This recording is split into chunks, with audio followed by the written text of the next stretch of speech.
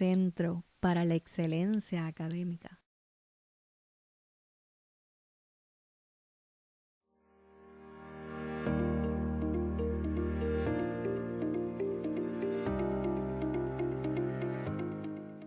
Centro para la Excelencia Académica, por estar aquí también apoyándome.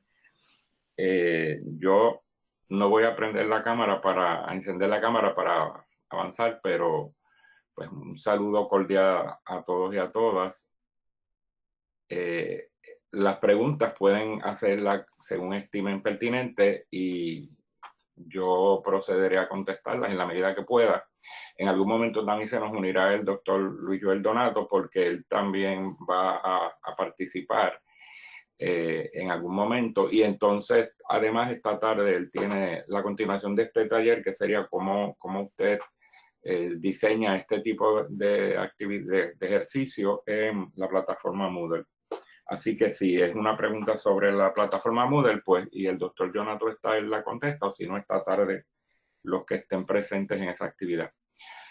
Bien, los objetivos que tenemos para hoy es describir, voy a trabajar solamente dos tipos de pruebas más comunes que se utilizan en la sala de clase, identificar las reglas básicas de ejercicios de respuestas objetivas, examinar qué tipo de ejercicio es el más adecuado según el tipo de aprendizaje que se desee medir, identificar las ventajas y desventajas de estos dos tipos de ejercicios e identificar las mejores prácticas al momento de construir y corregir una prueba. Básicamente el concepto de prueba proviene de la psicología.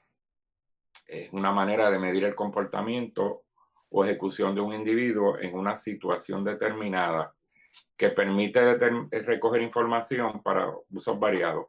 Por ejemplo, una prueba puede ser utilizada para diagnosticar situaciones.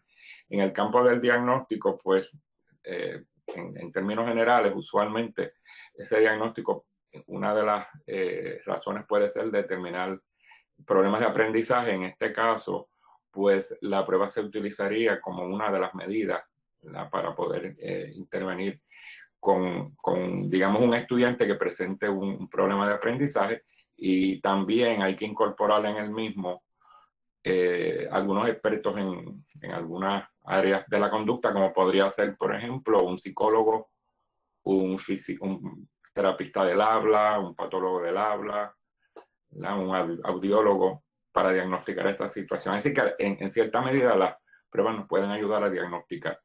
Otro de los usos puede ser alcance de logros, que en este caso el hecho de alcance de logros está asociado al aprovechamiento académico en la sala de clase. También anticipo de posibilidades de éxito, nuevas situaciones, son estas pruebas que cuando se construyen, se diseñan, tienen lo que se conoce como validez predictiva. En este caso, digamos, un ejemplo de pruebas de validez predictiva son las reválidas, que en cierta medida predicen posibilidades de éxito cuando se ejerce la profesión. Y para ese tipo de pruebas, pues hay que hacer estudios longitudinales con los candidatos que toman la prueba y los logros que tienen después en sus profesiones. Así que todas las instituciones que preparan reválidas tienen que demostrar que su prueba tiene validez predictiva. Nosotros nos vamos a enfocar hoy en las de alcance de logro. Según Anastasi, las pruebas, una de las definiciones, que son medidas normalizadas y objetivas de una muestra de la conducta.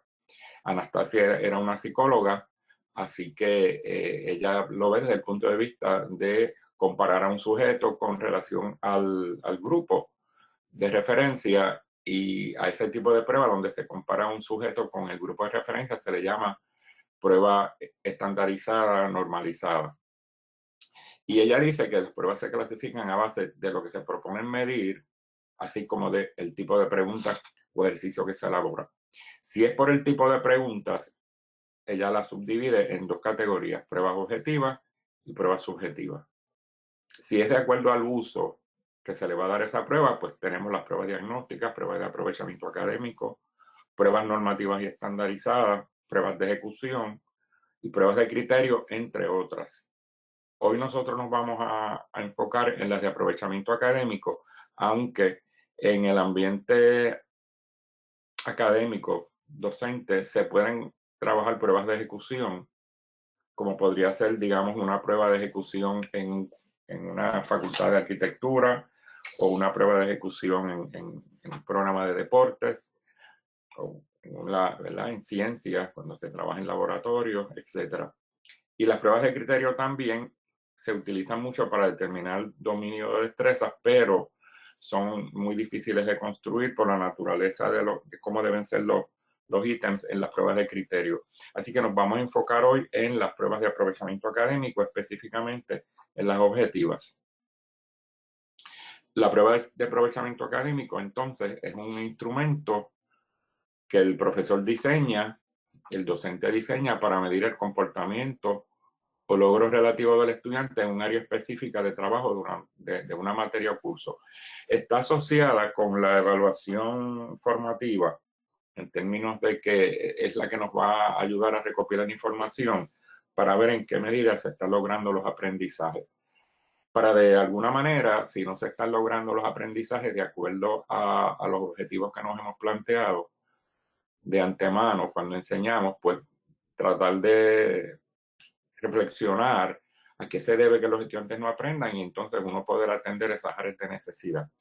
Así que las pruebas están asociadas a la evaluación formativa.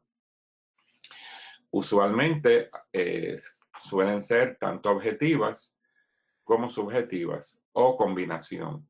Hay profesores que se enfatizan mucho el uso de pruebas objetivas y hay otros que utilizan las subjetivas y hay quienes combinan. Hay algunas disciplinas en nuestro recinto, en el recinto de Río Piedra específicamente, que es el que conozco, algunos departamentos, sobre todo en el área de ciencias naturales, que utilizan mucho el concepto de prueba objetiva. Por ejemplo, en química orgánica, que es donde más conozco, casi todas sus pruebas son objetivas, aunque podría en alguna medida, ¿verdad? Utilizarse subjetivas en la sala de clases, pero las que son coordinadas suelen ser objetivas. Los estudiantes contestan en una hoja de Scantron y se procesa la corrección de la prueba utilizando programados de computadora. Estos tipos de pruebas determinan el progreso alcanzado por los estudiantes a medida que se va llevando a cabo el proceso de enseñanza y aprendizaje. De ahí su naturaleza formativa. Y esa es la importancia que tienen. Una prueba, además de uno utilizarla para adjudicar notas en la sala de clases, debe ser un instrumento de reflexión. Debe ser un instrumento de análisis para determinar áreas de necesidad y áreas de fortaleza de los estudiantes en nuestros cursos.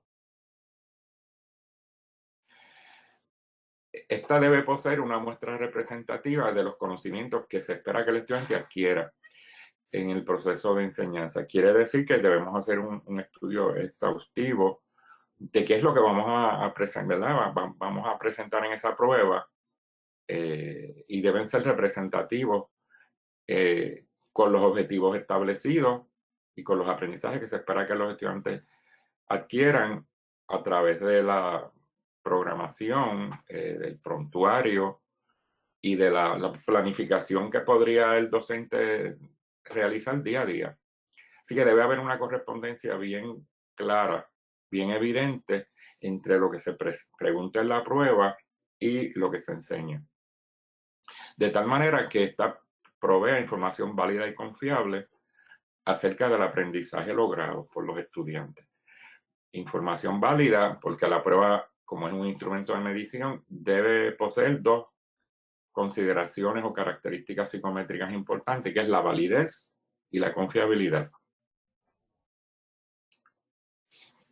Así que algunos principios generales para la construcción de una prueba es que se deben incluir ítems apropiados para medir logros o resultados. Como yo sé que son apropiados, pues vamos a verlo ya mismo, ¿verdad? Abarcar ítems que representen todos los niveles de aprendizaje. Quiere decir que aquí nosotros vamos a estar en cierta medida enfocándonos en algunas taxonomías de cómo los estudiantes aprenden, de cuáles son los niveles de pensamiento cuando ¿verdad? Se está aprendiendo.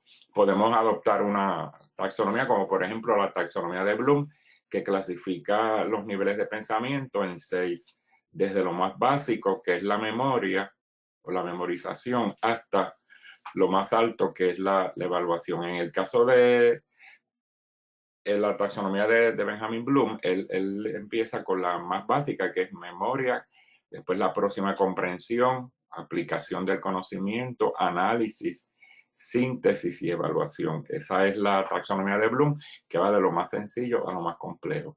Los niveles básicos para él son memoria, comprensión y aplicación, y los más de alto nivel serían análisis, síntesis y evaluación, donde para él síntesis implica el proceso creativo y evaluación la misión de juicio de valor. Así que en cierta medida esa estructura del examen debe abarcar toda esa complejidad de los niveles de pensamiento.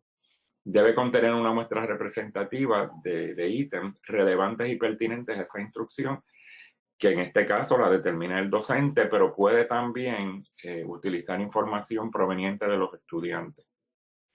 Debe reflejar una correspondencia entre la instrucción y el contenido de la prueba, tanto en contenido como en nivel de pensamiento.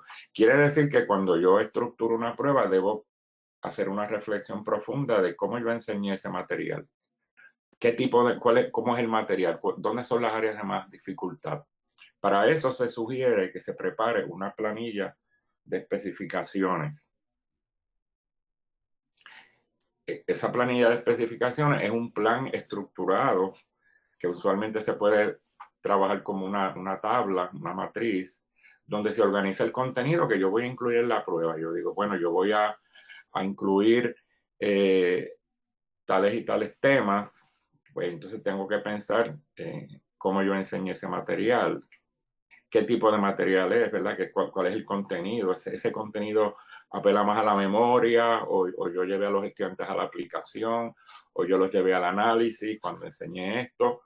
Así que yo me ubico en el contexto docente pedagógico y decido cómo yo voy a estructurar esa prueba. De tal manera que quede enlazada la enseñanza y la evaluación, que sean parte importante, ¿verdad? Del proceso de enseñanza y evaluación sean consonos, sean congruentes. Esta planilla se debe realizar antes de construir la prueba porque es la guía para yo diseñar la misma. Y esa planilla provee la evidencia de validez de contenido, que es que la prueba en sí mida el contenido que se enseñó y también que refleje las metodologías utilizadas en clases. Así que esa planilla es útil porque es un instrumento que ayuda a proveer la validez de contenido que necesita esa prueba. Los componentes de una planilla pueden ser los objetivos, pueden ser los temas, si usted no planifica utilizando objetivos, porque casi siempre nosotros en la UPR, que es la que yo, ¿verdad?, más conozco, usted establece los objetivos generales en el prontuario, pero son pocos los profesores que planifican cada clase, que hacen un esquema, ¿verdad?, de cuáles son los objetivos. Aunque uno se sienta y piensa sobre lo que uno va a enseñar, realmente son pocos los profesores que hacen una planificación día a día. Así que en cierta medida, pues uno debe pensar o reflexionar sobre qué es lo que yo intenté, cuál era la intención de esa clase. Y esos serían los objetivos. ¿Cuál fue el nivel de pensamiento al que se llevó a los estudiantes a través de ese contenido? ¿A dónde yo los llevé? ¿Fue memoria? ¿Yo los llevé a aplicar? ¿Yo los llevé a hacer análisis? Pues eso se tiene que revisar y analizar y reflexionar, y entonces uno plasmarlo en el examen. También en esa planilla, pues, así que uno le puede adjudicar, ¿verdad?, ese nivel de pensamiento a ese material. Puede incluir también cantidad de ítems y valor y tipo de ítems. Y ahorita yo les voy a enseñar una planilla que yo trabajé. Consideraciones generales a planificar la prueba. Pues identificar esos temas. Seleccionar los objetivos más importantes que fueron trabajados en clase. Considerar aquellos objetivos indispensables en el curso. Considerar el tiempo dedicado a la instrucción.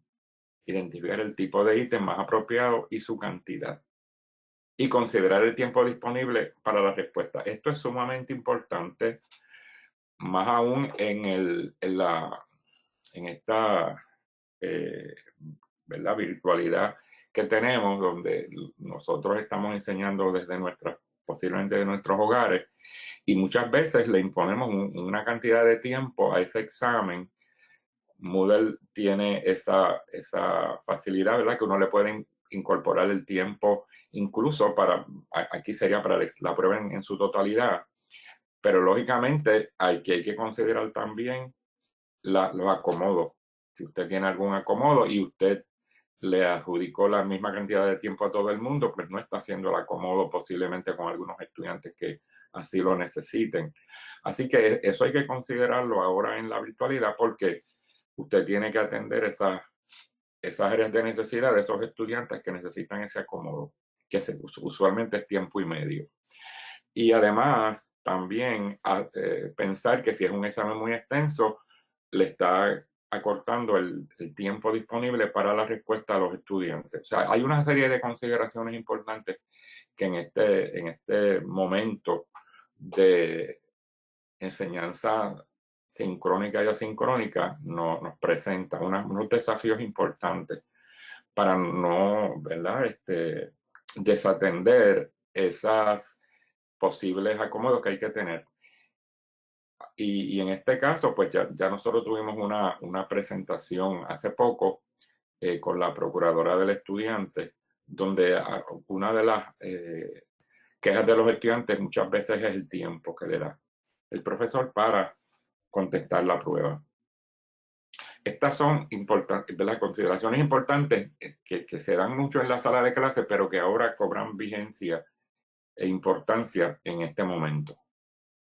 Sobre todo porque hay un aspecto ético en la evaluación. Hay 6 aspectos éticos en la evaluación, pero hay uno, el aspecto ético de la autonomía, que a lo que se refiere es que a los estudiantes hay que hacerlos partícipes del proceso de evaluación y hay que informarles de cómo va a ser evaluado, incluso de qué tipo de prueba usted le va a dar antes de tomarla. Si, por ejemplo, usted va a dar una prueba de opciones múltiples donde el estudiante no puede regresar al ítem anterior, pues usted se lo tiene que decir, ¿verdad? Porque hay estudiantes que dicen, yo voy a dejar este ejercicio para más tarde porque me está tomando mucho tiempo, y cuando quieren regresar no pueden porque el examen es secuencial. Y al serlo secuencial, usted limitó al estudiante a que pudiera volver a un ítem anterior. Y eso lo puede hacer, pero lo tiene que informar, se lo tiene que informar a los estudiantes. Y otras consideraciones que posiblemente no se puedan atender, y vamos a ver más adelante, por la naturaleza de las plataformas. Así que vamos a trabajar algunos, ¿verdad? Elementos que son difíciles de usted controlar en la plataforma Moodle, pero que entonces tendría que comunicárselo a los estudiantes. Esto es un tipo de planilla, ¿verdad? Donde nosotros tenemos los objetivos o los temas, el nivel de pensamiento, el tipo de ítems y la cantidad de ítems y valor. Voy a enseñarles aquí una que yo tengo. ¿Se ve la plantilla aquí? ¿Se está viendo la plantilla? Sí, profesor, se ve la plantilla. Ok, esta es una planilla que yo preparé para una prueba. Esta prueba tiene, creo que son 30 y pico de ítems, 39 ítems, ¿verdad? 39 ejercicios. Yo lo que hice fue que coloqué aquí los temas que se discutieron, el nivel de pensamiento que yo entiendo que mide el ítem, en este caso era comprensión, entender el contenido de esa información. Y esto es un nivel de dificultad que yo le adjudico al ítem dependiendo de lo que yo veía cuando yo daba la clase, o sea, lo que yo percibía cuando yo daba la clase, si los estudiantes me respondían bastante bien a los ejercicios que yo le daba de ejemplo en el salón, pues yo iba decidiendo si ese era muy fácil, mediana dificultad o difícil. Son cuatro, ¿verdad? Intervalos. muy fácil, fácil, mediana dificultad y difícil, utilizando una escala que se llama la escala delta. Y entonces yo trataba de más o menos identificar el nivel cognitivo y el nivel de dificultad. ¿Por qué el nivel de dificultad? Para yo poder organizar mi examen de lo fácil a lo mediana dificultad difícil a lo mediana dificultad fácil. Porque el examen debe tener casi una manera, ¿verdad?, de comportarse, de que se empieza con los ítems muy fáciles, se va aumentando un poco en dificultad y se termina con ítems fáciles. Esa debe ser la estructura de un examen. Pues yo lo que hice aquí fue que yo clasifiqué los ejercicios a base de esos niveles de dificultad que yo percibía, y entonces así fue que quedó el examen, ¿verdad? Esto que está a la derecha, a nivel de dificultad calculado, es el nivel de dificultad o facilidad, como se llama en Moodle, que calcula el programado, porque esta es una prueba de opciones múltiples. Quiere decir que yo aquí puedo comparar mi apreciación del ejercicio y cómo realmente salió, ¿verdad?, cuando fue sometido al análisis estadístico. Así que lo que está resaltado en este color fue lo que discrepó, ¿verdad?, de mi visión. Por ejemplo, yo pensaba que este ítem era muy fácil y resultó fácil. Bueno, por lo menos es fácil, ¿verdad? Este pensé que era fácil, mediana dificultad. Fíjense, este yo pensé que era fácil y resultó que era difícil. Este yo pensé que era mediana dificultad y resultó ser difícil, así sucesivamente. Entonces, yo lo que hacía era que yo iba al examen y cotejaba el ejercicio para ver cuál era la razón, con una posible razón, veía los patrones de respuesta de los estudiantes en esos ejercicios, cuál fue, digamos, el distractor que más los atrajo, que no era la contestación correcta, para ver si había alguna lógica. Y en muchos de esos casos detecté una lógica de por qué los estudiantes seleccionaron el otro, ¿verdad?, la otra respuesta, y pude entonces atender esas áreas de necesidad más adelante. En algunos casos pude detectar que tenía que haber cambiado el ejercicio porque los llevé a error, ¿verdad?, con la respuesta que le di. Así que es bueno que uno utilice la información que provee Moodle estadística para uno poder hacer análisis de sus pruebas. En este caso se va a dar otro taller, y lo voy a dar yo, con este servidor, con Luis Joel Donato. Vamos a estar dando un taller más adelante sobre cómo usar las estadísticas de Moodle para hacer análisis de pruebas. Y en ese sentido, perdón. Profesor, y que si puede agrandar la pantalla un poco, nos pregunta uno de nuestros participantes. Sí, bueno, sí. Muchas gracias. No sé si la ven ahí mejor. No sé si la ven ahí mejor, ¿verdad? La persona dice que sí, así que okay. Entiendo que sí.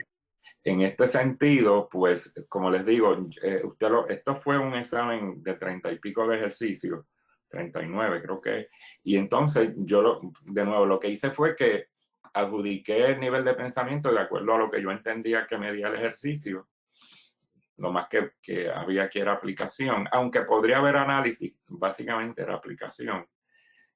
Y entonces adjudiqué un nivel de dificultad de acuerdo a mi percepción sobre ese tema cuando discutí el mismo en clase, y luego se calcula, porque Moodle calcula lo que sería en este caso el nivel de, ellos le llaman facilidad, ¿verdad? Como, yo lo aprendí como nivel de dificultad en psicometría, así que lo uso según, básicamente lo utilizan la mayoría de los textos, pero Moodle le llama nivel de facilidad. Es lo mismo, lo que pasa es que la interpretación hay que tener mucho cuidado con ella.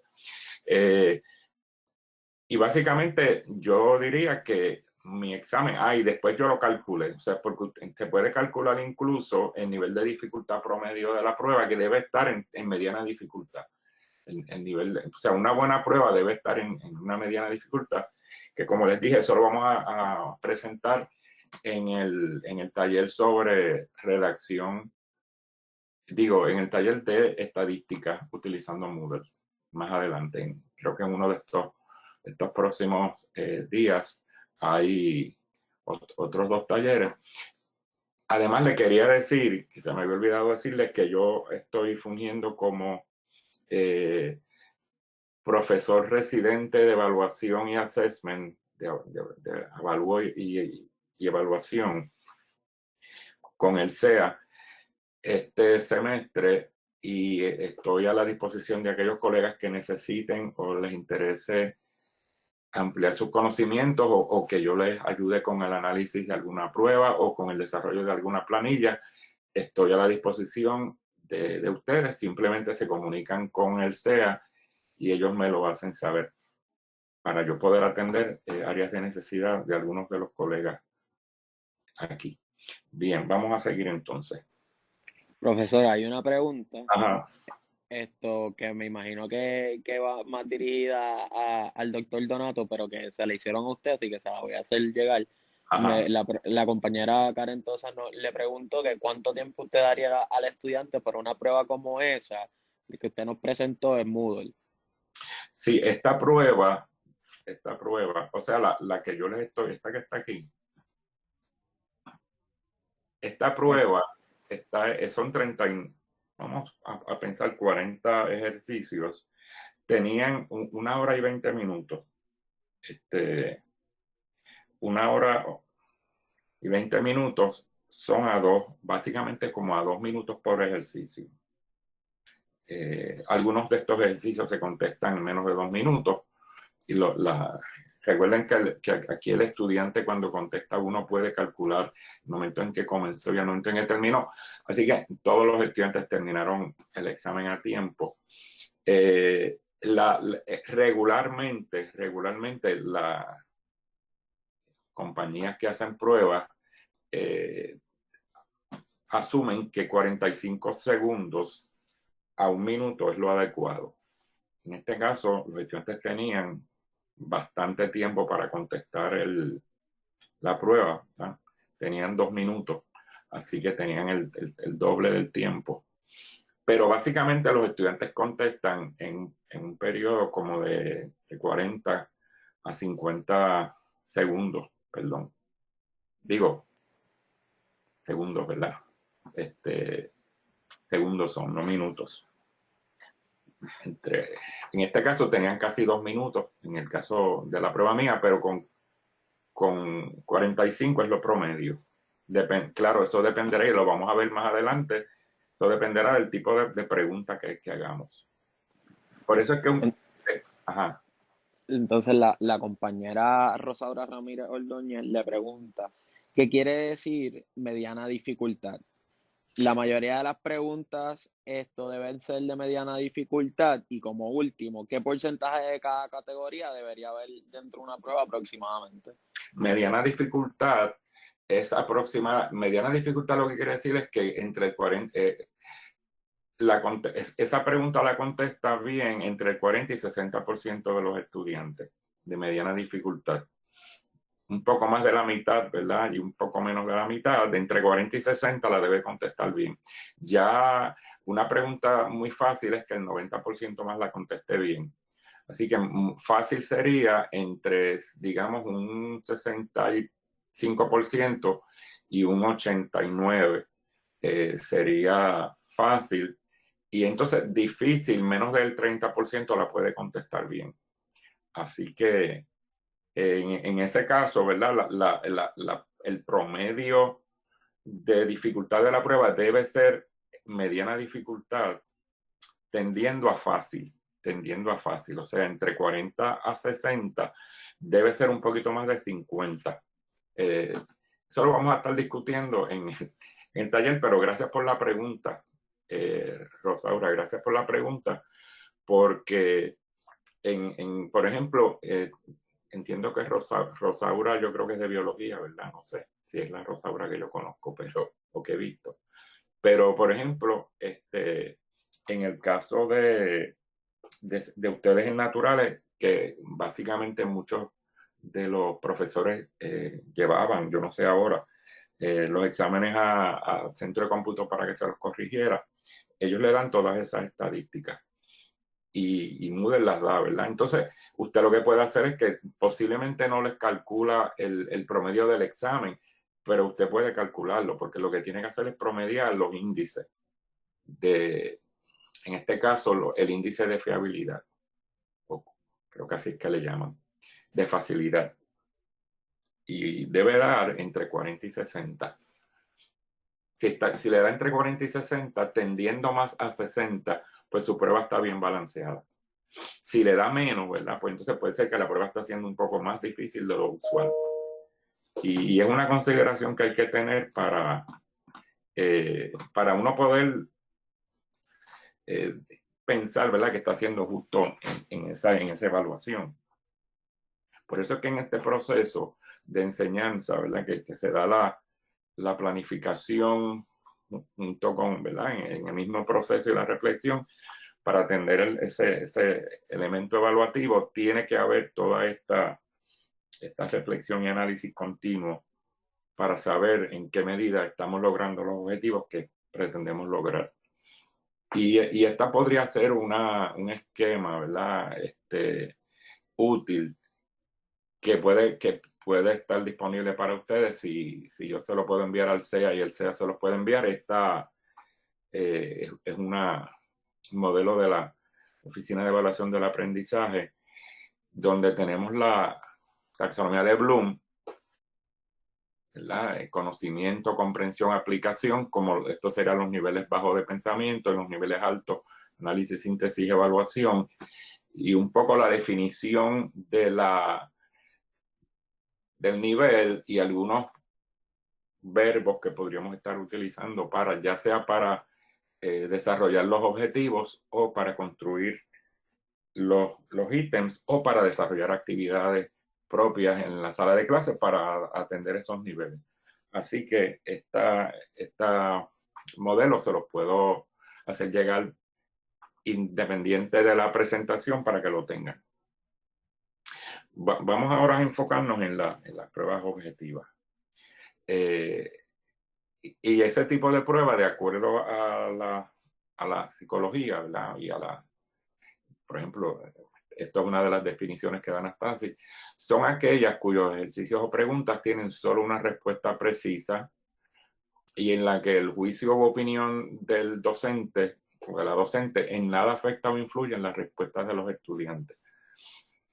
En este caso, pues tenemos los llena blancos, pareos, cierto falso, verdadero falso, opciones múltiples, selección múltiple, define o todo tipo de ejercicio en la que la contestación o respuesta conlleva enumerar o señalar un dato hecho. Por ejemplo, cuando usted le da, digamos, el modelo de una célula para que el estudiante identifique las partes en un diagrama, eso es también objetivo. Cuando el estudiante, por ejemplo, organiza en un orden cronológico eventos históricos o eventos en una lectura, pues eso es objetivo. Así que no necesariamente son estos que están aquí. Usted puede trabajar algún ejercicio objetivo que no están incluidos en estos que yo he mencionado. Pero la idea aquí es que solo sea una respuesta precisa. No haya emisión de juicio u opinión en esa respuesta. Usualmente este tipo de ejercicio se presenta una situación estructurada donde quien la contesta tiene que responder, ya sea seleccionando alternativas o proporcionando la respuesta, pero que sea una contestación corta o breve y precisa. El valor que se le da, ¿verdad?, a estas respuestas independiente del juicio de la persona que corrigió o asignó las puntuaciones, porque en este caso, pues si usted dice que el ítem tiene un valor de 2 puntos, pues, y todos valen 2 puntos, pues si tiene 40 ítems, pues es 80. Así que no es una tarea donde el profesor adjudica una puntuación basada en el juicio particular del profesor de lo que esperaba de la respuesta. Que en este caso, pues estaríamos hablando de preguntas subjetivas. Aquí usualmente se otorgan esas puntuaciones con una clave que se establece con anticipación y ayudan a facilitar la corrección. Lo bueno de estas pruebas y la utilidad que han tenido a través de la psicometría y por eso es que la mayoría de las instituciones que preparan pruebas las utilizan, es que se puede calcular de manera eficiente la confiabilidad de la prueba. En otras palabras, la confiabilidad es una característica psicométrica que esencialmente a lo que apunta es la consistencia en la, número uno, si usted le da una prueba de un número de veces a una persona, se esperaría que la puntuación de ese estudiante sea en esas ¿verdad?, diferentes administraciones bien parecidas. En la medida en que sea bien parecidas, pues eso apunta a la confiabilidad de la prueba. También, otra manera de verlo es la consistencia interna que tenga la prueba midiendo ese rasgo. Que sea consistente midiendo ese rasgo. Esas pruebas subjetivas son aquellas cuyos ejercicios o preguntas pueden variar en sus respuestas. Esta es la subjetiva. Y están sujetas tanto a la opinión del maestro como a los de los estudiantes. Por eso dicen que tiene una doble subjetividad. Una prueba subjetiva, una pregunta abierta, una situación, pues dependerá primero de cómo el estudiante interprete la pregunta. Si la pregunta es vaga, si la pregunta no enfoca unos aspectos particulares que el docente quiere atender y el estudiante no pudo captar ese foco particular del docente y lo vio desde su punto de vista, pues no va posiblemente a tener una buena puntuación, porque el docente va a decir que no enfocó esto. Pero si la pregunta no llevaba al estudiante a enfocar eso, pues el estudiante pudo haber divagado, ¿verdad? Y entonces no haber atendido ese elemento. Así que se espera que para un poco disminuir esa doble subjetividad, se especifique en la pregunta subjetiva qué es lo que quiere que se atienda en la misma. Así que aquí tenemos las preguntas abiertas, los ensayos, solución de problemas, análisis de situaciones, interpretación de casos, entre otras. Estas preguntas, este tipo de pruebas son adecuadas para medir destrezas complejas, tales como el análisis, la síntesis y la evaluación, que muchas veces no se atiende en las pruebas objetivas. Es difícil, y eso es una de las limitaciones que tienen las pruebas objetivas, llegar a análisis, síntesis y evaluación. No sé si se percataron en la prueba que yo les mencioné, en la planilla que yo les presenté, solamente se atendía comprensión y aplicación. No había análisis, síntesis y evaluación, porque para hacer una pregunta de análisis en una prueba objetiva es un poco complicado. Síntesis definitivamente no puede medirse, porque síntesis es un proceso de crear. Así que no hay cabida en una pregunta objetiva para la síntesis. Y la evaluación, que es emisión de juicio, pues hay personas que indican que en una prueba objetiva se podría, si se utiliza, escoge o selecciona la mejor contestación, y que eso atiende ¿verdad?, el nivel cognitivo de evaluación, pero muchas veces realmente no. O sea, no es evaluación como tal, porque el estudiante no puede argumentar, es simplemente una respuesta única. Así que se pierde la naturaleza de lo que es evaluar desde el punto de vista conceptual. Así que hay que tener mucho cuidado, porque no necesariamente un ítem que diga escoge la mejor contestación lleva al estudiante a evaluar. Las pruebas subjetivas naturalmente ofrecen al estudiante la oportunidad de poder contestar con mayor libertad y creatividad. Y aquí es necesario que el educador establezca los criterios o indicadores para su corrección. De esta manera minimiza los elementos de subjetividad al corregir las mismas. Y eso es importante, de nuevo, en el aspecto ético de la autonomía. Se espera que el docente sea claro en la pregunta que hace. O sea, que formule una pregunta que el estudiante pueda pensar y decir, bueno, esto se discutió en clase y a la luz de lo discutido, esto es lo que yo entiendo que debo indicar aquí, porque la pregunta tiene todos los elementos necesarios para yo poder atenderlo. Si la pregunta es demasiado amplia y el estudiante no enfocó lo que el profesor quería, pues ahí puede haber un grado de subjetividad bastante ¿verdad?, profundo, y entonces el estudiante no atender lo que el profesor quería. Así que en ese sentido hay que tener mucho cuidado cuando se hacen preguntas o actividades que lleven a los estudiantes a la parte creativa, ¿verdad?, y de poderse expresar. En este caso, la de aprovechamiento académico, que es la que se utiliza en la sala de clases, es un instrumento diseñado para medir el comportamiento o logros relativos del estudiante en un área específica de trabajo de una materia o curso. Usualmente lo hacemos en unos momentos en el semestre, cada cual tiene su espacio de cuándo es que va a adjudicar una prueba. Algunas veces suelen ser objetivas o subjetivas o combinarlas. Yo creo que eso es una manera adecuada, la combinación de las mismas. Determinan el progreso alcanzado por los estudiantes a medida que se va llevando a cabo ese proceso de enseñanza y aprendizaje, y de ahí su importancia como aspecto de evaluación formativa. Esta debe poseer una muestra representativa de esos conocimientos. Y entonces radica en esa relación, ¿verdad?, entre lo que usted espera que el estudiante aprenda y cómo usted enseñó. Ya habíamos dicho, ¿verdad?, que debe proveer información válida y confiable. Algunos principios generales es incluir ítems apropiados para medir logros o resultados. ¿Cuáles son los más importantes? Tratar de abarcar los distintos niveles de aprendizaje. Y debe reflejar una correspondencia bien estrecha entre el contenido y el nivel de pensamiento, ¿verdad?, como ya habíamos dicho ahorita. Ok, yo creo que ya esto lo habíamos discutido. Básicamente, yo creo que habíamos discutido también esta.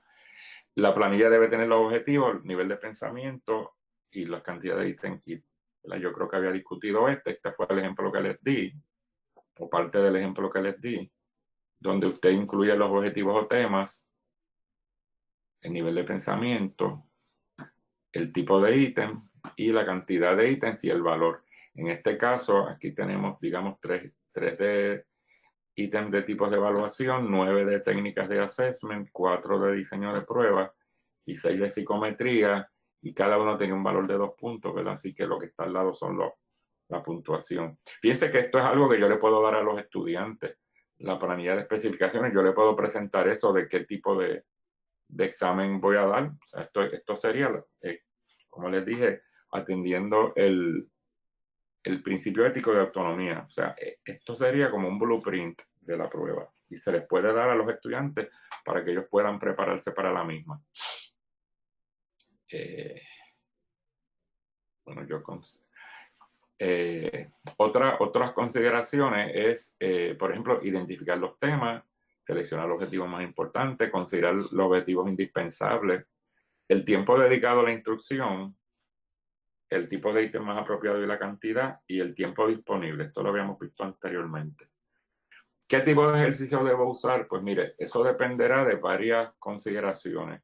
¿Qué es lo que se interesa medir? Pues usted ahí se tiene que ubicar en ¿verdad? Yo intereso medir memoria. Hay veces que la memoria es importante. En un curso, por ejemplo, pienso yo de química, es importante que los estudiantes reconozcan y conozcan los símbolos de los elementos, pues eso es memoria, ¿verdad? A veces queremos que memoricen fórmulas de compuestos, pues también eso es importante. Pero también es importante que aprendan a ver, ¿verdad?, cuáles son los productos principales en un tipo de reacción. Pues entonces ya ahí un poco, ¿verdad?, puede ir un poco más allá de comprensión o aplicación. Tiene que utilizar, el examen tiene que estar basado en su metodología de enseñanza, así que usted tiene que hacer una reflexión sobre cómo usted enseña ese contenido. Y como les dije, del contenido curricular, porque hay contenidos curriculares que son memoria. Y entonces, pues lógicamente el examen también tiene que tener memoria en los ejercicios. Así que todo esto ayuda a construir un examen bastante balanceado. En la prueba deben estar considerados los contenidos que se quieren medir, los cuales deben ser explícitos y conocidos a priori por los estudiantes. Y esto es bien importante de nuevo atendiendo al principio ético de autonomía. Las preguntas deben referirse a los aspectos más importantes y el número de ítems para cada aspecto debe ser proporcional a la importancia de los contenidos a ser evaluados. Básicamente, fíjense que esto es un poco repetitivo, así que voy a ir a la segunda. Las preguntas deben ser presentadas de modo tal que impliquen una dificultad creciente. Se suelen colocar al inicio las más sencillas, luego un incremento de dificultad hasta el máximo y finalmente algunas cuestiones de menor dificultad en poca cantidad. Quiere decir que usted empieza con lo más fácil, continúa con lo mediano, luego lo difícil, luego lo mediano y pocas preguntas fáciles al final. Para esto, pues usted tiene que haber hecho esa apreciación inicial que les dije del ejercicio basado en su experiencia. En el caso de Moodle, si usted no ha hecho eso, primero, si usted no ha hecho eso, pues no va a saber, ¿verdad? Así que la primera pregunta puede ser la más difícil en su examen, si usted no ha hecho esa apreciación inicial. Pero si usted la ha hecho y usted aleatoriza las preguntas, pues no está asegurando que ¿verdad? Se distribuyan de esa manera, muy fáciles, mediana dificultad, difíciles, mediana dificultad, fáciles. No está haciendo eso porque aleatorizar el examen, pues no le permite, ¿verdad?, que se cumpla esto. Para esto, el doctor Joel Donato, que creo que está presente, si tiene algo que decir con respecto a esto,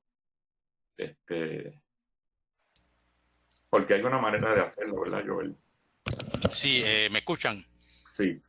Ah, perfecto. Sí, una vez uno hace el análisis inicial que están mencionando sobre las preguntas específicas, al crear las preguntas en el examen o luego de creadas, uno puede entrar a ellas y editarlas. Se pueden categorizar, ¿verdad? Tanto utilizando marcas o tags o poniéndolas en categorías aparte, pero usualmente marcas o tags es la más eficiente en este caso. Y entonces una misma pregunta puede tener múltiples marcas, ¿verdad? Una de ellas puede ser fácil, mediana o difícil. Y luego al aleatorizar, pues uno puede decir, mira, las primeras 5 preguntas del examen, yo quiero que tú les tomes de forma aleatoria del conjunto de preguntas que son fáciles, ¿no? Que tienen la marca de fácil. Las próximas 3 de mediana, las próximas y así sucesivamente se puede hacer. Y uno va a mantener aleatoriedad, pero mientras mantiene, o sea, pero siguiendo entonces la consideración de lo que son preguntas fáciles, difíciles, etcétera. Bien. Y lógicamente para esto, o tiene que haber analizado sus preguntas con anterioridad, o puede haber utilizado quizás un examen anterior que tenga ya esas estadísticas en Moodle. Y entonces, de ahí, si usted está utilizando un examen que ya utilizó en otro semestre, ya en Moodle ya tiene las estadísticas en la plataforma y ese examen ¿verdad?, las puede obtener y entonces usted categorizarla. Así que para que pueda cumplir en cierta medida con esta norma. En muchos casos se conviene, por ejemplo, en las pruebas que son coordinadas, que sean sometidas a la opinión de expertos, ya sea de otros colegas o especialistas en psicometría. Yo, por ejemplo, colaboro mucho con los profesores de química orgánica, he colaborado durante muchos años, ya más de 15 años, con los profesores de química orgánica en la Facultad de Ciencias Naturales, en el desarrollo de pruebas. Y hemos hecho hasta investigaciones sobre las mismas.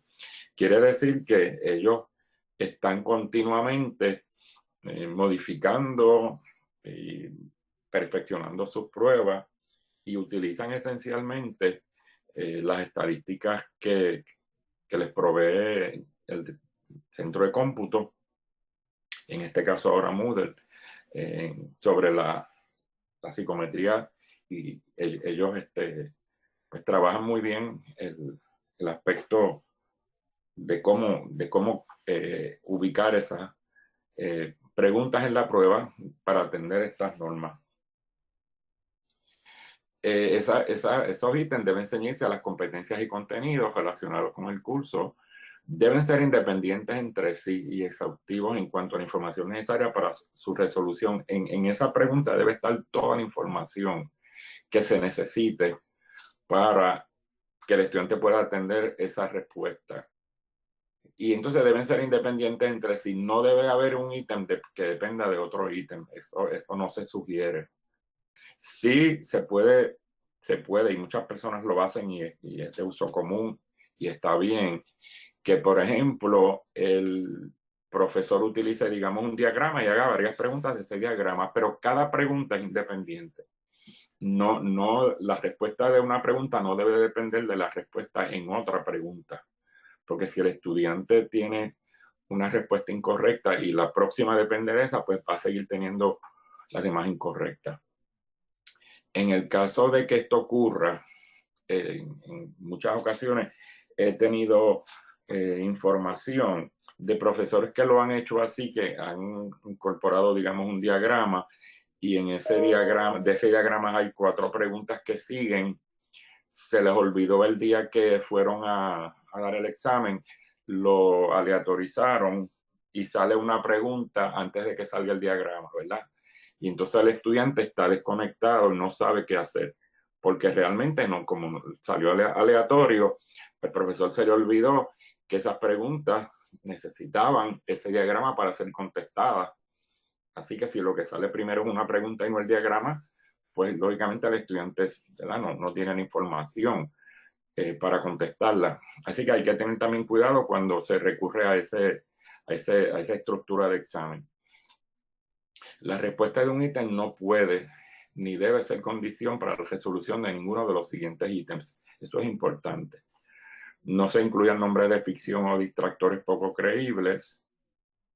Y entonces en una prueba deben plantearse ítems de diversos grados de dificultad, y lógicamente para esto tenemos que tener una información previa de los mismos. En el caso de pruebas objetivas, y esto entiendo yo que está en cierta medida relacionado con Moodle, yo no voy a discutir todo esto, pero los tipos de ítems son de respuesta alterno binaria, que en este caso son cierto o falso, ejercicio de correspondencias o pareo, ejercicio de respuesta breve, menciones llena blanco, ejercicio de selección o opciones múltiples, algunas personas llaman escoge, ejercicios de ordenamiento, ejercicios de clasificación y multi-ítem.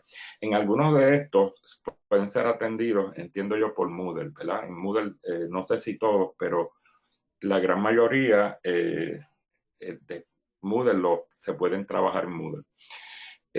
Vamos a hablar un poco de algunas consideraciones generales al momento de estructurar ejercicios de opciones múltiples. Es aquel en el cual el examinando selecciona la respuesta correcta dentro de un conjunto de opciones. Este tipo de ejercicio tiene 2 componentes, un enunciado o premisa y las opciones. Ese enunciado o premisa es el estímulo para la respuesta, y usualmente se utiliza o una pregunta o un enunciado incompleto. Y como dije, debe tener toda la información que se necesite para contestar. Hay que asegurarse que no le falta información. Tampoco hay que asegurarse que tampoco tenga información adicional, que no provea, que no sea de utilidad, porque atrasa al estudiante en la lectura. Y entonces tiene las opciones, que incluye una que es la respuesta correcta y varias que son incorrectas. A eso se le llaman distractores. Son incorrectas, pero son plausibles. Quiere decir que estén relacionadas con el contenido, que sean atractivas para el estudiante, pero eso se llaman distractores. Para que el estudiante pueda pensar, se detenga a pensar. Las ventajas es que se pueden calificar con rapidez y objetividad, se pueden calificar mecánica o manualmente, reducen la probabilidad de adivinar si está bien construido. Recuerden que la probabilidad de adivinar siempre está ahí, ¿verdad? De hecho, Moodle tiene un recurso estadístico que atiende ese nivel de probabilidad de adivinar. que eso lo vamos a discutir más adelante en ese webinar sobre estadística. Permite el desarrollo de puntajes consistentes. Esto incide en el aspecto de confiabilidad de una prueba. De hecho, toda una teoría psicométrica de pruebas está basada en pruebas de opciones múltiples, ¿verdad? Toda la teoría clásica de medición está basada en pruebas de este tipo. Facilita la recolección de datos para hacer distintos tipos de análisis y determinar características psicométricas de las pruebas. Yo siempre les recomiendo que una vez usted dé la prueba y vea los resultados, entre a las estadísticas de Moodle y vea toda la información que hay ahí, porque le da, ¿verdad? Le puntualiza sobre posibles, y de hecho se presentan unas gráficas muy útiles, puntualizan problemas que pueda tener un ejercicio que de otra manera usted no lo podría captar, ¿verdad? Solamente con la puntuación del estudiante no lo puede captar. Así que es un recurso útil. Si usted está utilizando, le saque el mejor provecho del mismo, entrando a esa parte de estadísticas y analizando lo que está ocurriendo con su prueba. Así que hay una diversidad de características psicométricas, como por ejemplo el índice de discriminación de un ítem, que básicamente lo que hace es analizar cómo responden los estudiantes de alta habilidad con respecto a los de baja habilidad y la probabilidad de que un estudiante de baja habilidad lo tenga bien versus el de alta habilidad, pues entonces si hay discrepancia le puede estar diciendo que el ítem puede tener algún problema, o incluso puede estar dándole un poco de información y podemos hacer una inferencia también de que posiblemente el estudiante se pudo haber estado copiando, ¿verdad? Esa es otra inferencia que es la que yo menos me acerco, pero que puede estar ocurriendo.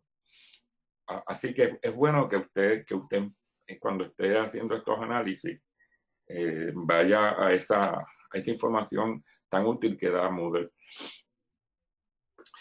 Algunas desventajas es que se requiere bastante tiempo para redactarlos. Es difícil hacer buenos ítems que midan niveles complejos como síntesis y evaluación. De hecho, en la teoría se dice que no hay manera, ¿verdad?, de que uno pueda hacer un ítem de síntesis, y no estamos hablando de síntesis química, ¿verdad? Estamos hablando del proceso creativo, que es a lo que se refiere Bloom con síntesis. Algunas personas argumentan que evaluación sí se puede medir, pero yo pienso que no. Mi opinión es que no. La premisa o enunciado de ese ítem debe ser claro, breve y que se entienda, o sea, que lo entienda todo el mundo. Una buena manera de uno hacer una prueba es uno dársela a un colega para que la revise. O sea, siempre utilicen la experiencia y los comentarios que le pueda dar algún colega, porque a veces uno ve un ejercicio muchas veces y no le detecta algún elemento de dificultad que pueda tener en la redacción. Debe ser redactada en lenguaje comprensible para el que responde. Ese día, ese examen, trate de el lenguaje ser lo más sencillo posible, no complicar, ¿verdad? A menos que sea parte del contenido que usted quiere evidenciar. Refiérase a un solo contenido en esa pregunta. Expresa la pregunta o la premisa en forma positiva en la medida de lo posible. Cuando impliquen la inclusión de información textual, debe haber, ¿verdad?, estar acompañada de la referencia, si es que usted está citando. Debe ser clara, breve. Yo creo que esto básicamente es lo mismo, ¿verdad? Ok. Vamos a ver algunos tipos de ejercicios. Hay algunos que, por ejemplo, el de mejor respuesta, y de este es el que le hablaba. Mejor respuesta. Algunas de las proposiciones son verdaderas y el estudiante debe determinar cuál es la mejor. Usted le pregunta cuál de las siguientes expresiones ilustra mejor la relación entre presión y volumen en un gas ideal. Pues lógicamente las premisas, ¿verdad? Digo, las respuestas están tan parecidas porque la presión y el volumen varían en forma inversamente proporcional. Está prácticamente en todas, ¿verdad? En todas, está en todas. Entonces usted empieza, bueno, vamos a empezar, ¿verdad? Y prácticamente ahí no hay una diferencia. Dice, bueno, la C y la D, vamos a ver, la D dice la presión y el volumen varían en forma inversamente proporcional si la temperatura es constante. La presión y el volumen varían en forma inversamente proporcional si la temperatura y la cantidad de sustancias son constantes. Ahí la única diferencia es la cantidad de sustancias, ¿verdad?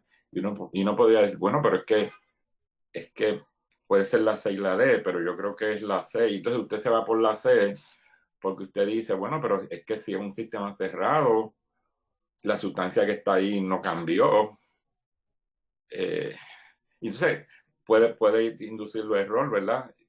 Yo podría argumentar que es la C, pero realmente es la D, porque eso es lo que dice, ¿verdad?, la ley de Boyle. Entonces, pues ahí no hay manera de que el estudiante argumente de por qué él obtuvo o sea, seleccionó la C, porque la computadora le va a marcar que si no es la D, pues la C está mal, y no hay manera de que el estudiante argumente, ¿verdad? Y puede haber algún razonamiento lógico del estudiante. Así que este tipo de preguntas, pues aunque se usa, pues uno debe tener mucho cuidado de no abundar mucho el examen con este tipo de preguntas.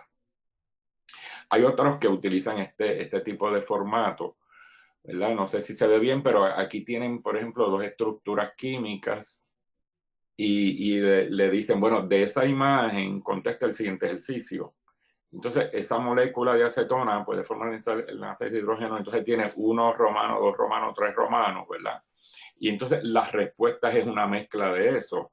Se empiezan a combinar ese 1, 2 y 3 en las respuestas, lo cual hace el ejercicio demasiado complejo y el estudiante promedio le va a tomar posiblemente más de los 45 segundos en contestar el mismo. Así que si usted utiliza este tipo de ejercicio que sabe que el ítem va a tomarle mucho tiempo al estudiante, pues no inunde su examen de ese tipo de ejercicio, porque sabe que va a aumentar el tiempo.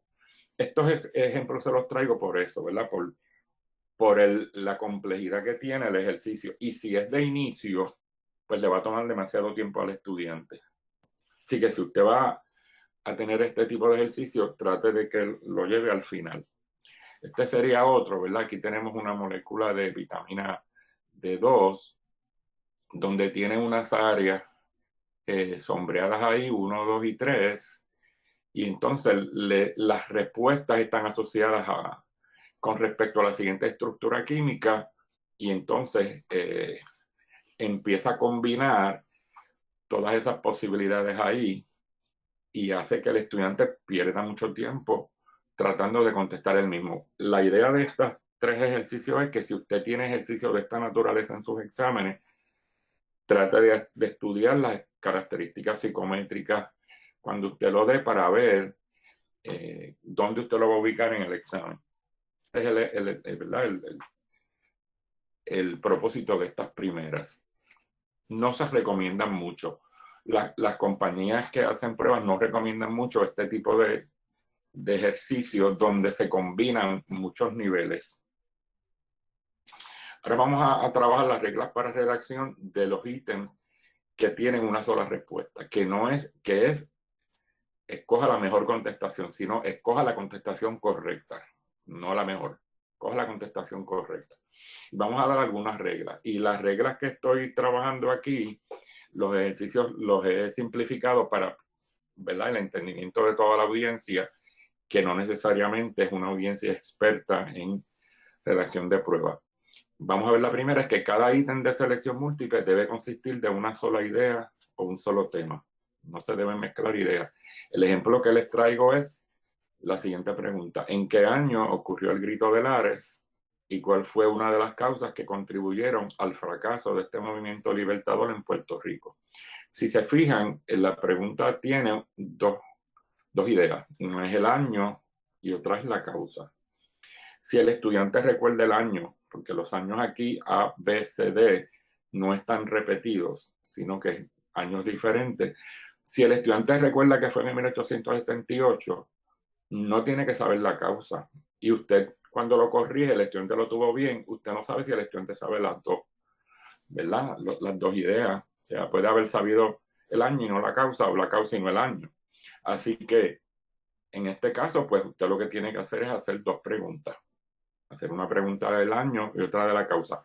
Si hay personas que dicen, bueno, pero es que en la A se puede poner también 1868 y entonces hacer dos fechas iguales, 1873 la C y 1873 en la D.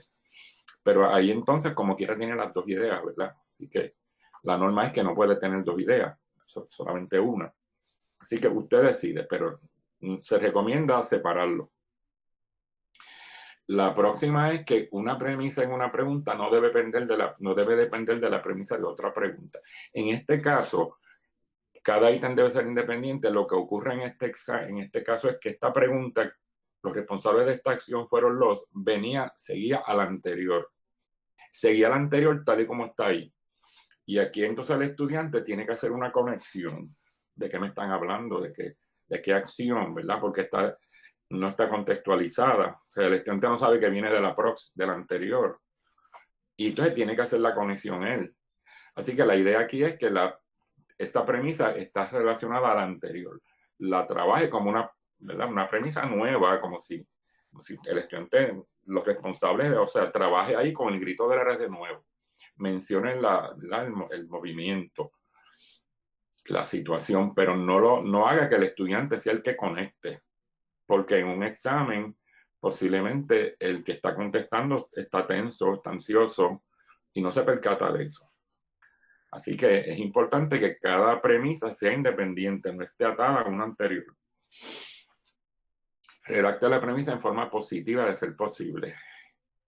Si está en forma negativa, tiene que resaltar la misma. Por ejemplo, en este caso, ¿cuál de las siguientes aseveraciones no corresponde a la escala de razón? Hablando, ¿verdad?, de las escalas nominal, ordinal, intervalo, razón, pues usted tiene que distinguir cuál de ellas no es razón. Pues la que no es razón es la C. Leti obtuvo 70 puntos en su examen de español porque está en escala intervalar, ¿verdad? No es escala de razón. El 0 es arbitrario. En escala de razón el 0 es absoluto. Ese no tiene que estar resaltado ahí. Si la premisa es una pregunta o un enunciado completo, las alternativas deben comenzar con mayúsculas. Si es continuación de una oración, comienzan con minúsculas. Así que en este caso es un ejemplo de minúscula.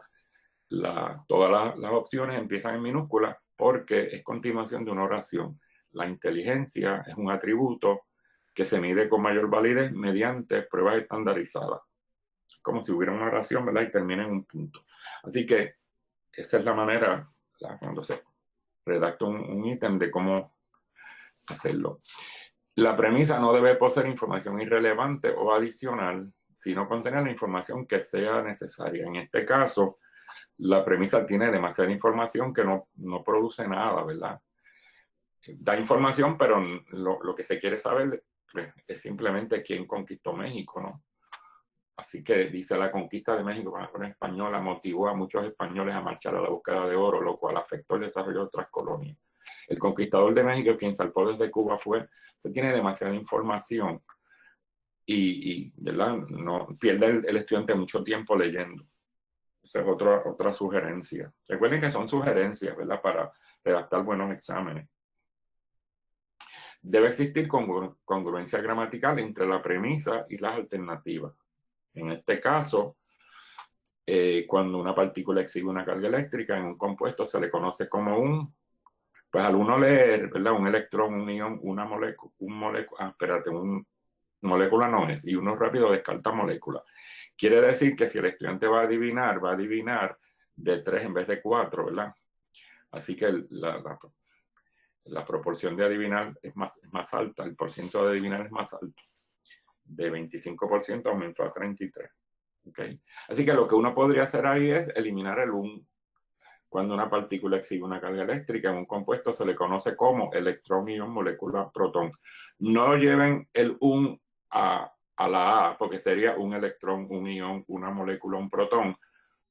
No es útil, o sea, no se elimina el un y ya, ¿verdad? No le pongan tampoco /una.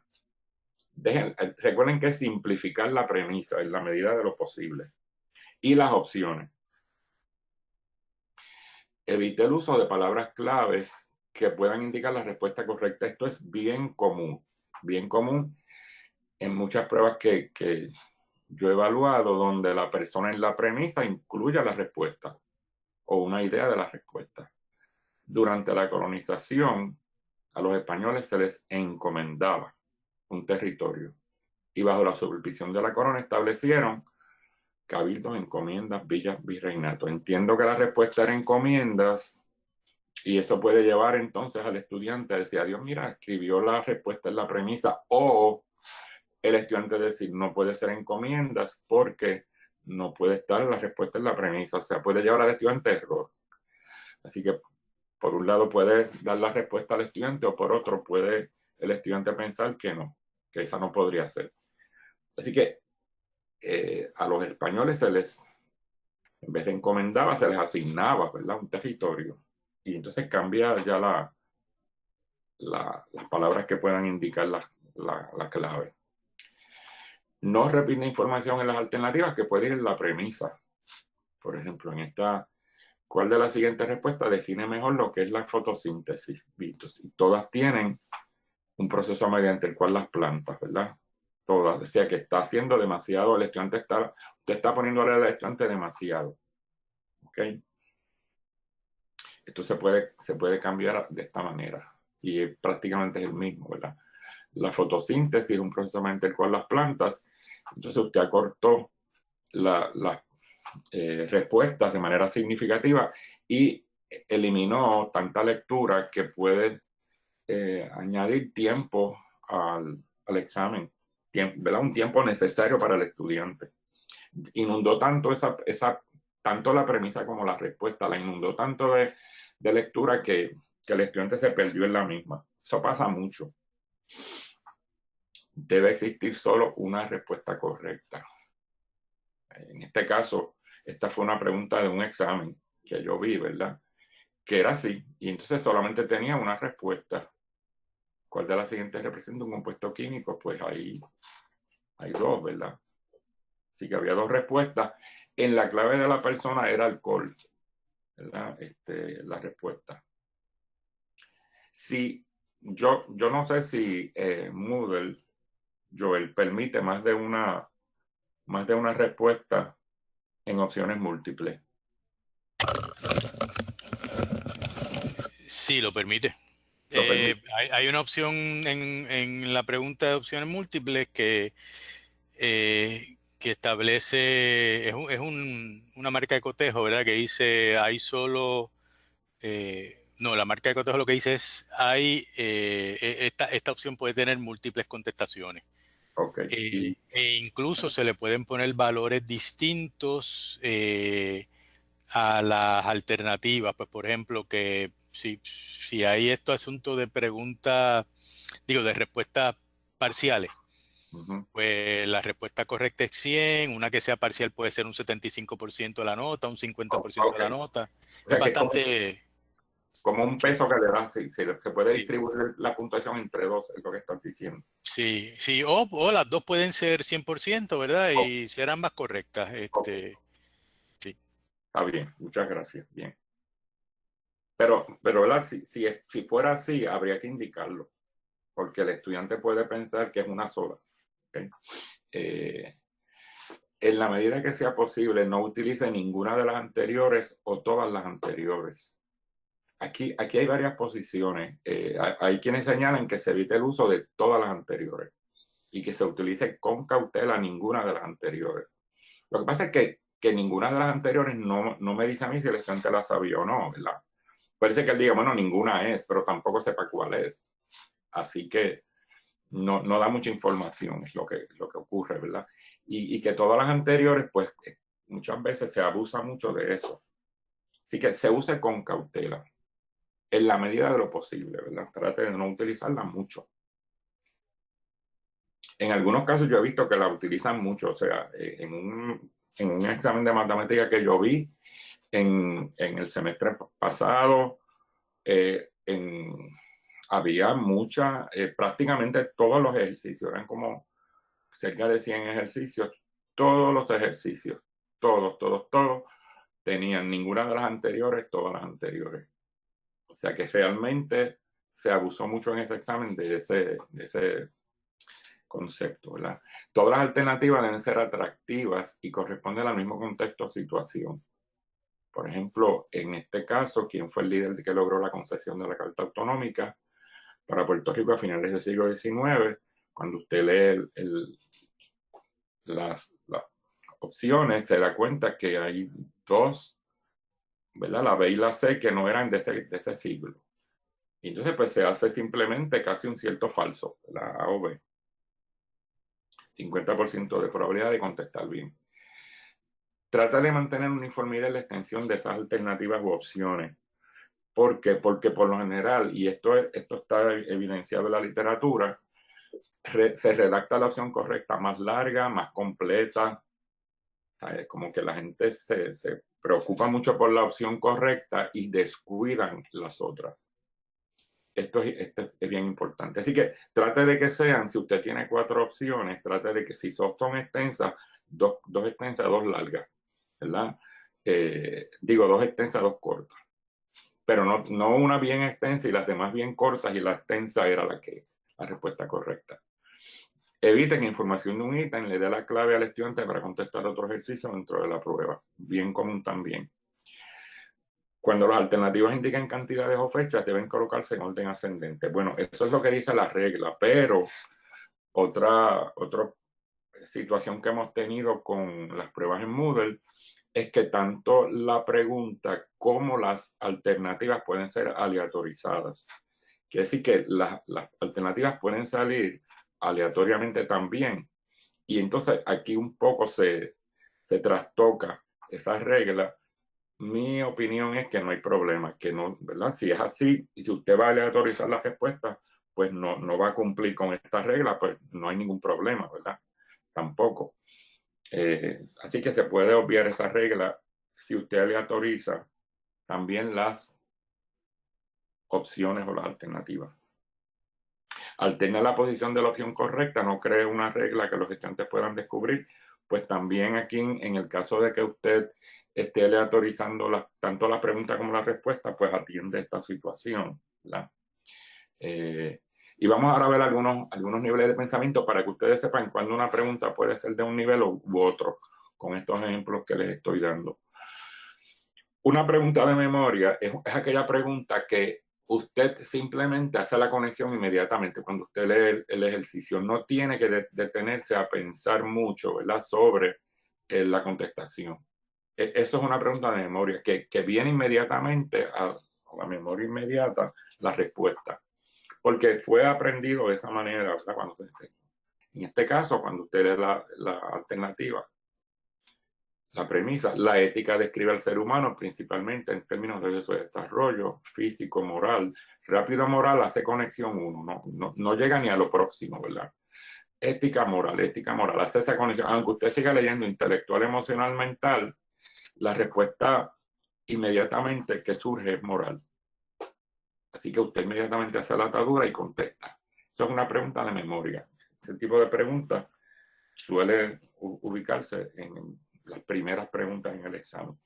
Ya de comprensión, ya para comprensión, usted tiene que por lo menos leer un poco más, ¿verdad? Y hacer las conexiones. Según el educador brasileño Pablo Freire, la educación bancaria, bueno, pues, que era lo que decía Freire de bancario, ya ahí tengo que hacer, ¿verdad? Empezar a lo que yo aprendí en clase, es un tipo de educación integrada, fomenta el aprendizaje cooperativo, contribuye al desarrollo del pensamiento crítico, contribuye a la liberación del educador, es una pedagogía de carácter autoritario.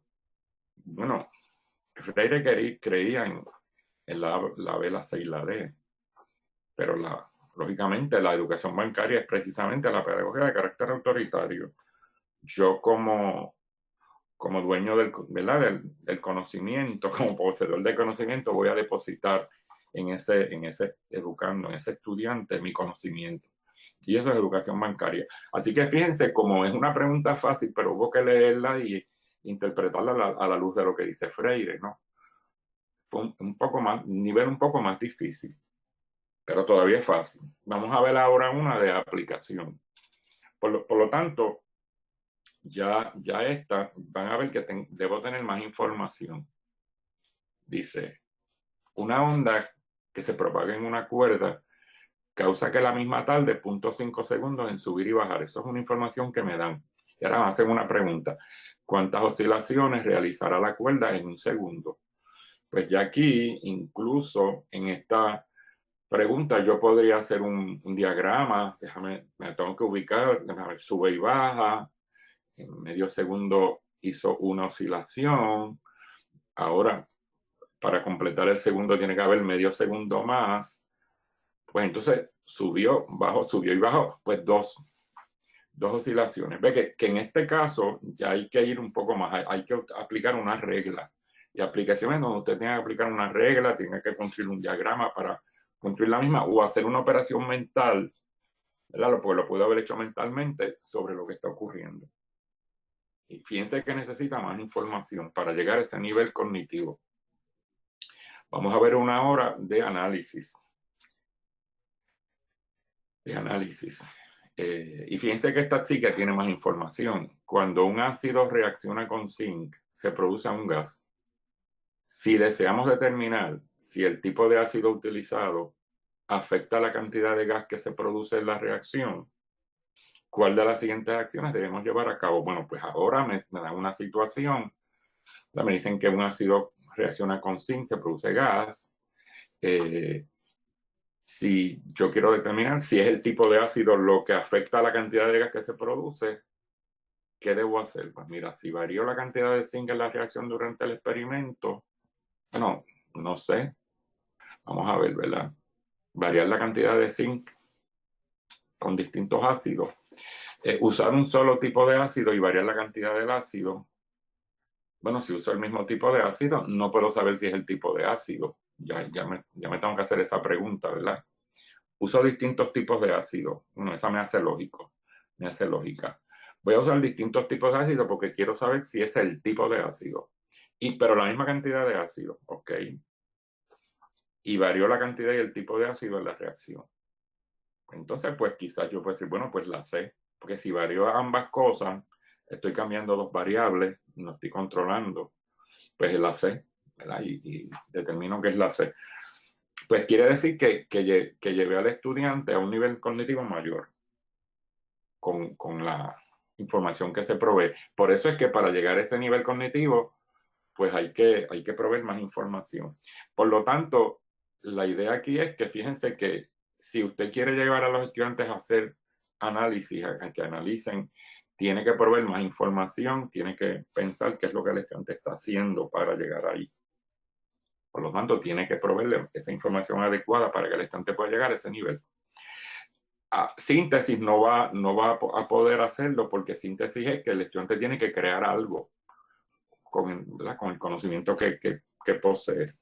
Así que no hay manera que el estudiante cree, construya conocimiento nuevo con una prueba de opciones múltiples. Algunas consideraciones específicas en esta, ¿verdad? Es que cada ejercicio sobre un contenido específico y un nivel de pensamiento. Redacte cada ejercicio sobre un contenido específico y nivel de pensamiento. De todas maneras, como de resumen. Mantenga el contenido de los ejercicios de forma independiente el uno del otro. Evite ejercicios muy específicos o muy generales. Evite los ejercicios relacionados con opiniones y evite ejercicios capciosos. Ejercicios que se hacen ¿verdad? Como para, déjame ver si el estudiante realmente no es para coger de bobo a nadie, ¿verdad? Usa el formato que mejor se adapte a lo que usted quiere medir. Puede ser pregunta, puede ser una aseveración incompleta, puede ser, ¿verdad? Una información para que el estudiante pueda llevar a un nivel de pensamiento alto. Acomode esos ejercicios en forma vertical. Cuando es en papel, que a veces hay profesores que los ponen en columnas, ¿no? Un ejercicio debe aparecer en la misma página con todas las opciones y se debe indicar el valor de cada ejercicio o en la parte de instrucciones cómo se van a puntuar cada cada uno de esos ejercicios y qué valor tiene en la prueba, si es una prueba que tiene una diversidad de tipos de ejercicios, cuáles son los pesos relativos de cada uno. Asegúrese de que en esa premisa las instrucciones del enunciado estén claras. Es importante asegurarse que tiene toda la información. La idea central debe estar en la premisa, en lugar de las opciones. No incluya más información de la necesaria. Utilice aquella información que es pertinente para contestar. Recuerde que mientras más lectura tenga el estudiante, más tiempo necesita para contestar. Y redacta en ese examen con sencillez y corrección. Claro, utilizando el lenguaje técnico de la disciplina, pero que sea un lenguaje que se ha discutido y se ha trabajado en el salón, no un lenguaje nuevo que el estudiante desconozca. En términos de la redacción de las opciones, usa la cantidad apropiada. Se recomienda hasta 5. Quiere decir que A, B, C, D, E, ¿verdad? No debe incluirse más de 5. Se debe hacer hasta 5. En la medida de lo posible, 5. Asegúrese de que tenga solo una respuesta correcta. Recuerden que en esas 5 trate de no incluir todas las anteriores o ninguna de las anteriores. Muchas veces el uso de todas las anteriores y ninguna de las anteriores surge porque usted llegó a 3 opciones buenas y la cuarta no es una buena opción y se le va a agregar 5 menos todavía. Así que se quedó con 3 buenas alternativas y entonces dice, pues le voy a poner todas las anteriores y ninguna de las anteriores para llegar a 5. Pues mire, dañó el ejercicio, ¿verdad? Recuerden que no. Si acaso usted tiene 4 y quiere poner ninguna de las anteriores, pues ok, no hay ningún problema, pero no añada todas las anteriores y ninguna de las anteriores como opciones, porque eso no es adecuado. Va a tener, y de hecho va a tener problemas, puede tener problemas en términos de la confiabilidad de la prueba. Asegúrese de que tenga solo una respuesta correcta, varíe la posición de la clave, acomode las opciones en orden numérico lógico. Bueno, aquí, como les dije, en esta regla, si usted está aleatorizando las opciones, pues no va a poder hacerlo. Mantenga las opciones homogéneas en contenido y mantenga la extensión de las opciones aproximadamente igual, para no darle al estudiante la clave de que la contestación correcta es la mejor redactada, ¿verdad? La más completa. Escriba las opciones en forma positiva, evite los negativos. Recuerde, si los usa los negativos, debe destacarlos. No es que todo el tiempo deben ser en forma positiva. Si los usa, destaque ese negativo. ¿Cuáles de las siguientes no es, verdad? ¿Cuál es? O sea, trate de utilizar de alguna manera, ¿verdad? Destacar ese elemento negativo. Evite usar ninguna de las anteriores o todas las anteriores. Si las usa, utilízalo con cautela. Redacte distractores plausibles y para eso utilice los errores típicos de los estudiantes para redactar esos distractores que muchas veces los detectamos en la clase. Esos errores conceptuales que ellos a veces tienen. Evite usar términos demasiado inclusivos, tales como nunca, siempre, único, entre otros. El ítem de correspondencia, que es lo que se conoce como pareo, ¿verdad? Consta de 2 columnas o componentes. La columna de la izquierda contiene las premisas y la de la derecha la respuesta. Esto debe ser así siempre. La columna de la izquierda es la más extensa y la columna de la derecha usualmente es la más corta. ¿Por qué? Porque nosotros leemos de izquierda a derecha. Así que vamos a leer primero esa premisa completa, extensa, y luego vamos a leer las respuestas cortas. Perdemos menos tiempo. Si yo lo hago al revés, si yo los cambio, pongo las premisas cortas a la izquierda y yo leo célula, y después tengo que leer para buscar la definición de célula, voy a tener que estar leyendo demasiado, ¿verdad? Porque es la manera de yo leer. No, usted pone la definición a la izquierda, a la derecha la respuesta y el estudiante pierde menos tiempo. que recuerden que en un examen usamos nuestras maneras en que nosotros leemos. Es muy útil para explorar conocimientos sobre datos que están relacionados, datos que hay asociación, están relacionados, como por ejemplo palabras con sus definiciones, símbolos con nombres, fechas con eventos, personas con obras, entre otros, ¿verdad? Así que si es una asociación, debe ser también material homogéneo, no se debe incluir material heterogéneo en un pareo, no es recomendable, ¿okay? Debe ser material porque tiene que ser asociaciones, relaciones entre las columnas. Tiene sus ventajas, que puede ser corregido de manera rápida y objetiva. Su preparación es más sencilla que los ejercicios de selección múltiple, esto es cierto. Permite medir gran variedad de conocimientos, especialmente asociaciones. Se sugiere que sean 15 lo máximo en un pareo, no más de 15. Entre 8 y 15 es lo que sugiere la literatura, no más de 15. Y si usted quiere aumentar el nivel de dificultad, pues le añade a la respuesta dos adicionales. Cuando hay insuficiente material o se suele añadir información innecesaria o no relacionada, se vuelven menos efectivos para medir conocimiento. Y esto es, pues lógicamente, que usted combinó, o sea, las asociaciones las combinó, o sea, combinó temas. Si existe la misma cantidad de premisas y respuestas, pues aumenta la probabilidad de adivinar, ¿verdad? Y entonces, tener una mala incluye el efecto dominó, que empieza a tener otras malas. Esa es una de las desventajas que tiene el ejercicio. Aquí tenemos el ejemplo, ¿verdad? De que en la columna de la izquierda, podemos designar como la A, que usualmente cuando hacemos el ejercicio, digamos en la columna A, casi siempre se le coloca un espacio para que el estudiante conteste con la letra de la columna B, ¿verdad? Y entonces en la columna A vamos a escribir esas premisas amplias y en la columna B las contestaciones, las respuestas. Y el estudiante lo que va a hacer es que va a colocar al lado del número la letra. Pues usualmente pues en la columna B añadimos unas opciones adicionales.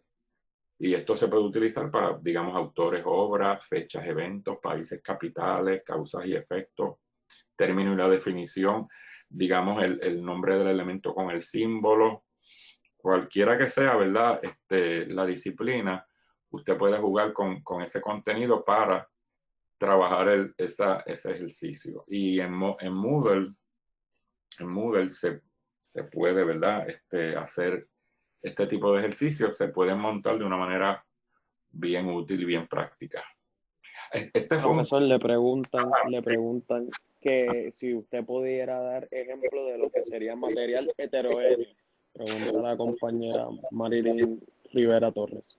Sí, material heterogéneo, por ejemplo, yo vi un examen que era de biología precisamente, y tenía, por ejemplo, hablaba de comensalismo, relaciones simbióticas, por ejemplo. Había relaciones simbióticas. Todas las, ¿verdad? Distintas relaciones, comensalismo, parasitismo. Y entonces, pues, decía, por ejemplo, la definición de parasitismo, de comensalismo, todo eso. Entonces, aparecían las respuestas. Pero entonces también tenía, por ejemplo, biosfera, biodiversidad, tenía, por ejemplo, enfermedades, o sea, mezcló muchos temas en esa, y entonces había de todo. Eso es un examen, ¿verdad? Donde hay demasiada información combinada. Era como un sampler de biología de distintos temas. Entonces, el estudiante se estaba teniendo que mover como en una diversidad de temas. Hablaba por ejemplo, recuerdo, hablaba de las plantas, hablaba de la biosfera y la biodiversidad, mencionaba enfermedades, mencionaba aspectos, ¿verdad? de relaciones simbióticas entre organismos. y era muy complejo, o sea, y además de eso tenía cerca de 25 ejercicios. 25 ejercicios en la columna A, y en la columna B tenía como 30, ¿verdad? O sea, era muy complejo. Y eso confunde al estudiante. Así que el material homogéneo es que debe ser que el estudiante vea cuál es la asociación debe haber un nivel de asociación entre la columna lógico, entre la columna A y la B. No sé si contesté la pregunta, ¿verdad? Entiendo que la contestó, la compañera dice que sí, que lo entendió. Entonces le tiene otra pregunta la compañera Marilyn. Le preguntó que si se puede cambiar las columnas, ejemplo, donde está la A coloco letra y donde está la B coloco los números y así ¿verdad? Por lo consiguiente. Se puede, pero entonces tendría que escribir el número al lado de la letra, ¿no? Sería, porque la idea de la columna B es que sea a la derecha sea lo más, la respuesta más corta. Correcto, eso dice la compañera. Usualmente decimos, escriba al lado del número la letra de la columna B, ¿verdad? O sea, pedimos que escriba la letra, el estudiante escribe B, A, dependiendo del orden, ¿verdad? En que está contestando. Y es como yo creo que la mayoría de los estudiantes, porque la premisa importante es la 1, la 2, la 3, la 4, la 5 y la 6, o sea, están enumeradas. Quiere decir que yo entiendo que para los efectos de uno saber la cuestión del contaje porque eso es un ejercicio de 6 ítems. Para mí es más fácil determinarlo así que determinarlo del otro lado, porque si yo, no sé si me explico, pero yo digo, bueno, hay 6 ítems y estas fueron las respuestas. Si lo hago al revés, pues, no sé, entiendo que pueden, o sea, si yo la columna B, digo 1, 2, 3, 4, 5, 6, 7, 8, 9, y voy a colocar el número al lado de la letra, pues como que entonces no puedo ver cuántos ejercicios tiene. No sé si a eso es lo que ella se refiere, ¿verdad? Pero usualmente a la columna, que son las premisas, están enumeradas, ¿verdad? Con 1, 2, 3, 4, 5, etcétera. Y las respuestas con letras. Así es que se sugiere en el esquema. ¿Ok? Muchas gracias por la contestación. Bien. Doctor. ¿Alguna otra pregunta? Porque son buenas preguntas, ¿verdad? De hecho, les voy a decir lo siguiente. Yo no lo estoy trayendo como que es un problema de la universidad, pero en las clases, yo doy, en mis clases de evaluación, pues lógicamente uno de los temas es la construcción de pruebas, y los estudiantes pues, tienen que desarrollar una prueba dependiendo de la disciplina a la que ellos pertenecen. Algunos me dicen, profesor, toda la vida mis exámenes estaban mal hechos porque la columna A la colocan donde va la B. O sea, la premisa mayor está en la B, está al lado derecho, y al izquierdo estaban las respuestas. Y a mí se me hacía difícil contestar ese tipo de examen por lo que usted está diciendo, de que tú lees la palabra, uno lee de izquierda a derecha, eso es como, ¿verdad?, automático. Y entonces tengo que estar leyendo todas esas largas para ver cuál es la contestación de esa palabra. Si uno hubieran dado al revés, pues hubiera pasado menos tiempo. Pero me dicen, aún en la universidad algunos de mis profesores lo hacen así. Y lo interesante es que miren si está tan metido dentro de la mente de esos estudiantes ese esquema que han seguido a través de posiblemente 12 años de estudios en escuelas, ¿verdad?, de K12, que cuando redactan el ejercicio de pareo, casi un 40% lo hace al revés. O sea, pone la columna B en la A y la A en la B, habiendo pasado por el curso, y es como algo natural. Están automatizados. Lo hacen al revés. Yo digo, pero si aprendiste en esta clase que no, ¿verdad? Profesores que siempre me lo han enseñado así. Así que piensen en eso, ¿verdad? Porque lo que se está considerando aquí es el tiempo que pierde el estudiante en la lectura excesiva que tiene que hacer de esa manera. En este caso, esto es un ejemplo de uno que vi, un examen que vi, que simplemente decía, otra cosa es que cuando uno le va a decir al estudiante, le tiene que decir cómo contestar, ¿verdad? Las instrucciones deben ser claras. En este caso, era un examen de estudios sociales y esto fue un examen de una maestra que me dio, y yo le hice preguntas a ella porque decía pareo y en el examen era escrito en papel. Ella me dijo, yo tuve muchos problemas para corregirlo porque yo no les dije a los estudiantes cómo contestar, ¿verdad? Y entonces los estudiantes, por ejemplo, algunos me escribían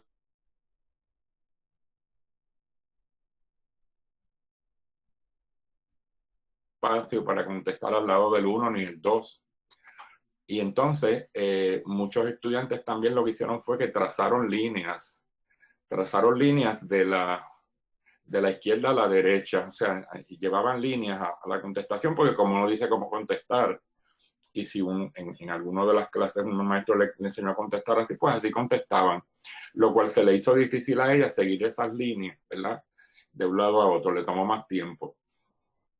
Además, otra cosa es que en el caso de la respuesta aquí, ¿verdad? Decía que debe haber más en la columna B que en la A para aumentar el nivel cognitivo. Así que si en la A hay 6, en la B tenemos 8. ¿Por qué? Porque aumentar el nivel cognitivo al estudiante para que no sean en igualdad, ¿verdad? 6 y 6. Pues, ¿qué pasa? Que en este tenemos 10 a la izquierda, pero hay 9 a la derecha. Entonces, el que sobra es el de la izquierda. Así que un estudiante me dijo ella, que le dijo a ella, le dijo, se le quedó alcalde. O sea, el estudiante lo completó, ¿verdad? Le completó la que se quedó. Porque hay estudiantes, pues, que, como decía Vygotsky, van a un nivel, ¿verdad? Al nivel próximo de aprendizaje extendido. Y pues evaluó el examen, le dijo, si se le quedó el alcalde, la 10 no tiene respuesta. Y él le colocó la respuesta. Así que para evitar eso, pues uno tiene que mejor, y se lo tiene que decir al estudiante, ¿dónde es que está? ¿Verdad? Miren, en algún lado algo va a sobrar. Si él lo hace así, ¿verdad? Si no lo hace 10 y 10, ¿no? Y básicamente, pues, ella cometió muchos errores porque eso es bien común en los exámenes, no indicarles a los estudiantes cómo van a contestar. Y uno tiene que, en las instrucciones, ser bien claro de cómo uno quiere que el estudiante responda a ese examen, sobre todo cuando es un examen escrito. Y ahora yo entiendo que más en Moodle hay que ser bien claro cuando se dan las instrucciones, específicamente en términos de, como les digo, no solamente de la estructura del examen, sino en el tiempo que el estudiante le va a tomar para contestar el examen.